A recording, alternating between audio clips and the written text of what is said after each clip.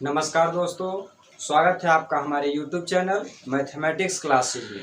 तो दोस्तों, हम लोग क्वेश्चन बैंक को फॉलो कर रहे थे, जिसमें कि हम लोग वास्तविक संख्या के जितने भी क्वेश्चन हैं सभी को हम लोग कवर कर रहे थे।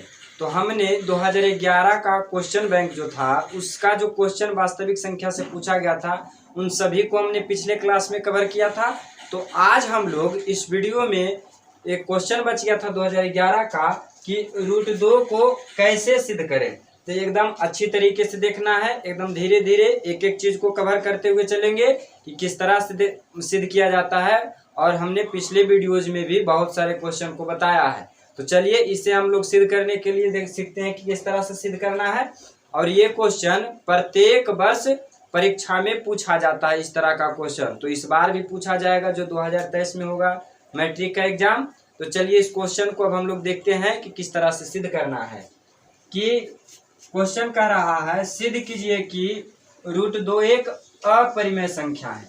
अपरिमेय संख्या सिद्ध करने के लिए कह रहा है, और ये क्वेश्चन बहुत ही इंपॉर्टेंट है। ये 2011 में पूछा गया क्वेश्चन है, और ये इस वर्ष भी क्वेश्चन पूछा जा सकता है, क्योंकि इससे प्रत्येक वर्ष क्वेश्चन पूछे जा सकते हैं। तो इसको अच्छी तरीके से सिद्ध करना है और अच्छी से देखते हुए चलना है कि इसको कहाँ पर क्या लिखना है, किस तरह से लिखना है। इसी तरह से आप लोगों को भी परीक्षा में लिखना है। तो सबसे पहले यहाँ पर हल लिखिए, सॉल्यूशन लिख देते हैं। और हमको सिद्ध करने के लिए कह रहा है अपरिमेय संख्या, तो इसका उल्टा हम लोग काम करेंगे। अपरिमेय सिद्ध करने के लिए कहेगा तो इसे हम लोग परिमेय मान लेंगे। माना कि √2 एक परिमेय संख्या है। √2 एक परिमेय संख्या है दोस्तों, ये उल्टा करना है। √2 एक परिमेय संख्या है, ये देखिए। कहेगा अपरिमेय सिद्ध करने के लिए तो हम लोगों को परिमेय मान लेना है, यानी कि √2 एक परिमेय संख्या है। तो √2 जब परिमेय संख्या हो जाएगा, तो परिमेय संख्या के बारे में हमने बताया था पिछले क्लास में, यानी कि पिछला वीडियो में। जो परिमेय संख्या रहता है वह P/Q के रूप में रहता है। और जो P और Q है, यानी कि जहाँ P और Q है, जहाँ P और Q क्या है? पूर्णांक है। P और Q पूर्णांक है। P और Q पूर्णांक है, यानी कि √2 बराबर हम P/Q कह सकते हैं। क्योंकि हमने √2 को परिमेय संख्या माना है, तो √2 P/Q लिख सकते हैं। √2 बराबर P/Q, और P और Q पूर्णांक है। तो देखिए, जितने भी परिमेय संख्या होते हैं उसमें कुछ ना कुछ गुणनखंड, उभयनिष्ठ गुणनखंड होता है। जैसे कि 2/4, देखिए यह भी परिमेय संख्या है, P/Q के रूप में है। P और Q पूर्णांक है, और इसको हम लोग लिख सकते हैं 2 × 1, और ये 2 × 2।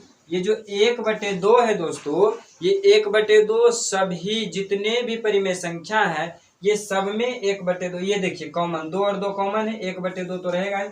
ये 2/2 सभी में, यानी कि कुछ ऐसा समतुल्य भिन्न होता है जो कि सभी परिमेय संख्या में रहता है। मतलब कि जो जितने भी परिमेय संख्या है वह शुद्ध परिमेय संख्या नहीं होते हैं। इसे शुद्ध करने के लिए हमको उभयनिष्ठ गुणनखंड निकालना होगा। परिमेय संख्या में जो उभयनिष्ठ गुणनखंड होते हैं उसे हमें निकालना होगा। यदि आप लोग परिमेय संख्या और ये सभी जितनी भी संख्या है उसके बारे में आपको नहीं पता है, नहीं जानते हैं, तो उसका वीडियो जरूर देखिए। उससे बहुत से ऑब्जेक्टिव क्वेश्चन पूछे जाते हैं, तो उसे भी आप लोग देखिएगा। डिस्क्रिप्शन में सारे वीडियो का लिंक दिया गया है। तो इसे चलिए अब हम लोग देखते हैं कि जो P/Q हमने लिखा, इसमें भी कुछ ना कुछ उभयनिष्ठ गुणनखंड होगा। तो इससे हम लोग उभयनिष्ठ गुणनखंड निकाल लेते हैं। उभयनिष्ठ गुणनखंड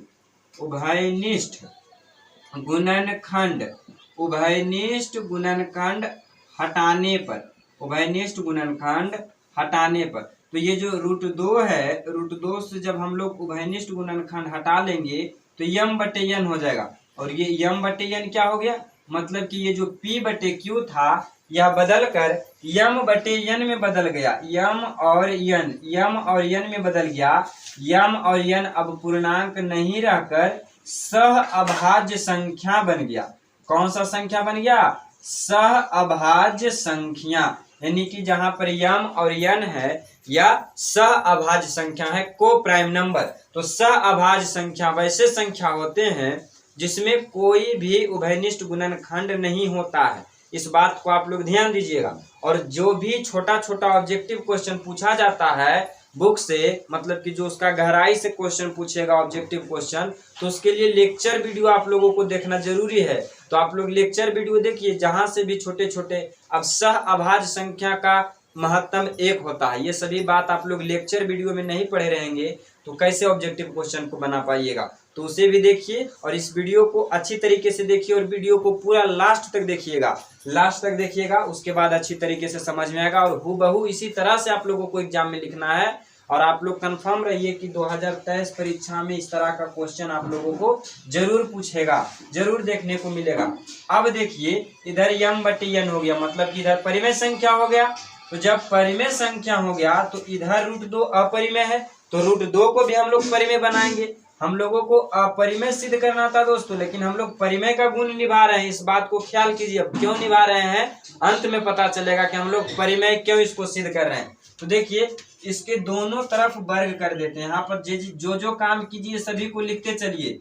दोनों तरफ वर्ग यानी कि स्क्वायर करने पर, दोनों तरफ स्क्वायर करने पर, वर्ग करने पर, तो स्क्वायर करेंगे तो ये हो जाएगा √2 का स्क्वायर और इधर हो जाएगा यम बटा यन का स्क्वायर, यम बटा यन का स्क्वायर। तो जब √2 का स्क्वायर करेंगे यानी कि √2 गुने √2 करेंगे तो वो 2 बचेगा, 2 होगा। यानी कि इस तरह से देखिए, कोई चीज को √2 गुने √2 करेंगे यानी कि √2 का स्क्वायर, तो स्क्वायर से ये रूट खत्म हो जाता है तो सिर्फ 2 बचेगा, 2 बचेगा। यानी कि √2 का स्क्वायर करेंगे तो सिर्फ 2 बचेगा। और यहाँ पर हो जाएगा यम स्क्वायर बटा यन स्क्वायर।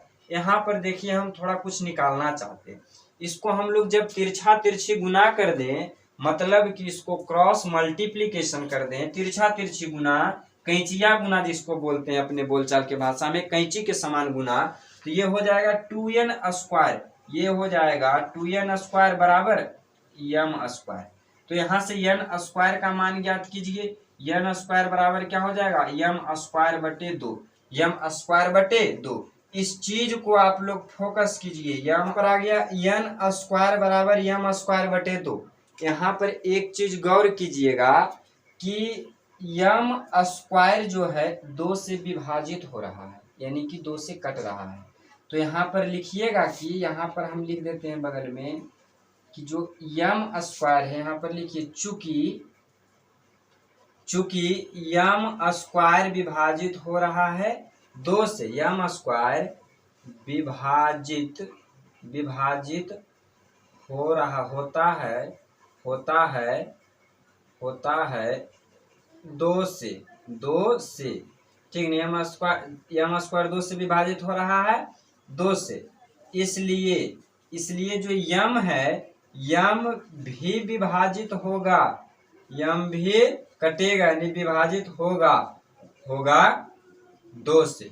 इसको आप लोग समीकरण 1 मान लीजिए। और यहाँ से चलिए अब हम लोग आगे चलते हैं, यहाँ से एक चीज हमने लिखा समीकरण 1। इस चीज को ध्यान से देखिए कि जो यम स्क्वायर है यह एक प्रमेय है, मतलब कि जो वास्तविक संख्या पढ़ना है क्लास 10th में, उसमें एक थ्योरम लिखा गया है कि यदि किसी संख्या का स्क्वायर विभाजित हो रहा है 2 से या कि कोई भी चीज से, तो वह संख्या भी विभाजित होगा। मतलब कि यम स्क्वायर विभाजित हो रहा है 2 से, तो यम भी विभाजित होगा 2 से, यम भी विभाजित होगा 2 से। इसे हम लोग समीकरण 1 मान लिए।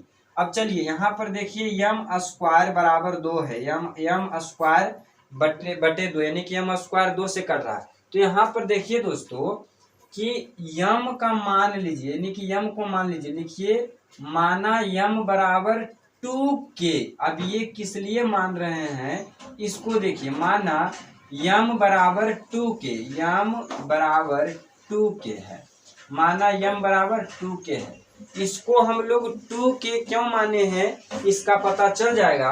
यानी कि यहाँ पर यम है दोस्तों, तो यहाँ पर हम लोग 2k रख सकते हैं। यानी कि लिखा हमने माना कि यम बराबर 2k, यानी कि 2 कोई कांस्टेंट राशि, अचर राशि, 2 के जगह पर कुछ भी मान हो सकता है। यानी कि यहाँ हम लोग 2 से विभाजित कर रहे हैं, इसीलिए 2 के माने हैं। आप लोग 3 √3 को सिद्ध कीजिएगा तो 3 के मानिएगा, 7 को सिद्ध कीजिएगा तो 7 के मानिएगा, यानी कि m बराबर 2 के। तो अभी तो हमने निकाला है कि n स्क्वायर बराबर m स्क्वायर बटे 2 निकाला है कि नहीं। तो यहाँ पर m के जगह पर 2 के रख सकते हैं, और इसका स्क्वायर था तो स्क्वायर कर देंगे। तो देखिए इसको हल कीजिए तो ये हो जाएगा n स्क्वायर बराबर 2 दूनी 4 के स्क्वायर बटे 2, और ये 2 से 2 कट जाएगा, 2 दूनी 4, यानी कि n स्क्वायर बराबर 2 के स्क्वायर हो गया। तो यहाँ से के स्क्वायर का मान निकालिए, तो इसलिए के स्क्वायर बराबर n स्क्वायर बटे 2 हो गया।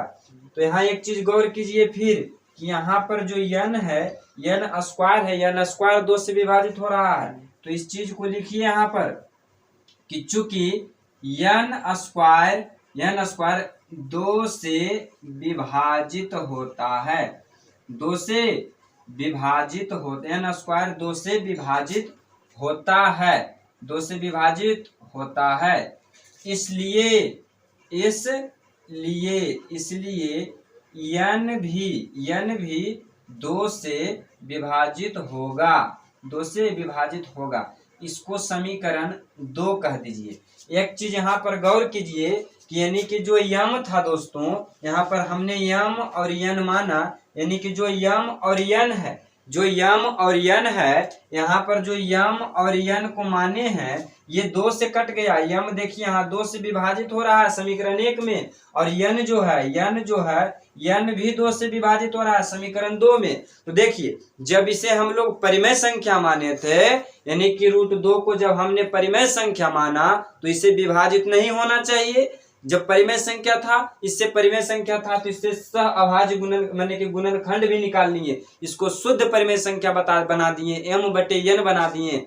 तो m/n जब बना दिए तो इसे नहीं कटना चाहिए था ना, लेकिन m और n भी 2 से कट गया। मतलब कि हम लोगों ने √2 को माना था परिमेय संख्या, यह मानना गलत हो गया। √2 परिमेय संख्या नहीं है। तो लिखेंगे कि हमारा यह मानना कि यहाँ पर लिखना, ऐसे हम लाल कलर से लिख देते हैं। इतना करने के बाद आप लोग इस स्टेप को फोकस कीजिए। इतना करने के बाद यहाँ पर लिखिएगा कि हमारा यह मानना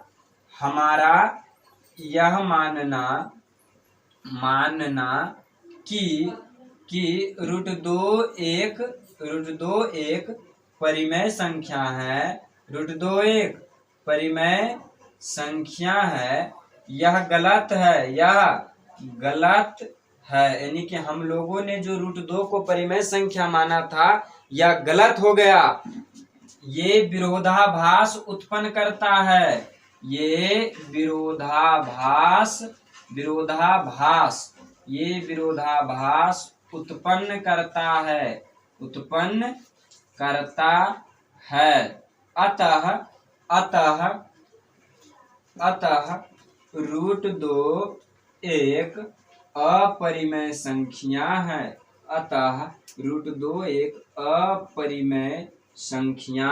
है। तो ये हो गया दोस्तों कि हमें जो प्रूव्ड, यहाँ पर आप लोग प्रूव्ड कर दीजिए, PROVED प्रूव्ड, यानी कि साबित कर दीजिए। तो देखिए हमने कितने आसान तरीका से इसे हमें साबित कर दिया है, बहुत ही इजी तरीका है। यदि आप लोग परीक्षा में इस तरह से इसे सिद्ध करते हैं, इस तरह से लिखते हैं, तो आपका एक भी नंबर नहीं कटने वाला है। 2 नंबर में पूछेगा तो 2 का 2 पूरा नंबर आप लोगों को मिलेगा। दोस्तों ये बहुत ही मस्त तरीका, इस तरीका का आप लोगों को कहीं भी YouTube पर वीडियो देख लीजिए, इस तरह से सिद्ध करके नहीं बताया गया होगा √2 को सिद्ध करने के लिए। तो ये बहुत ही इंपॉर्टेंट क्वेश्चन है, और ये जो सिद्ध किया है यह भी सही तरीका है, एकदम 100% सही है। और इसी तरीका से आप लोगों को भी परीक्षा में सिद्ध करना है कि √2 अपरिमेय संख्या, उससे पहले परिमेय संख्या मान लेना है और उभयनिष्ठ गुणनखंड निकाल लेना, उसको थोड़ा हल कर देना स्क्वायर करके, उसके बाद एक समीकरण 1 और समीकरण 2। तो यहाँ पर देखिए हमारा यह मानना कि √2 एक परिमेय संख्या है, यह गलत हो गया, ये विरोधाभास उत्पन्न कर दिया, ठीक। अतः √2 एक अपरिमेय संख्या है। तो आई होप दोस्तों कि यह जो क्वेश्चन था √2 एक अपरिमेय संख्या है, यह आप लोगों को समझ में आया होगा। तो यदि यह वीडियो आप लोगों को समझ में आया हो, यह VVI वीडियो है, VVI क्वेश्चन है, तो आप लोग इस वीडियो को शेयर कीजिए, क्योंकि शेयर करने से ही नॉलेज बढ़ता है दोस्तों। तो अब हम लोग नेक्स्ट वीडियो में 2012 में जो वास्तविक संख्या से क्वेश्चन पूछे गए थे हम लोग उसे सोल्व करेंगे। ये हमारे पास है। आज इस वीडियो में सिर्फ रूट 2 को ही सिद्ध करते हैं ताकि आप लोगों को अच्छी तरीके से समझ में आ जाए। नेक्स्ट वीडियो में 2012 में पूछे गए प्रश्न को सोल्व करेंगे। तो जय हिंद, मिलते हैं नेक्स्ट वीडियो में।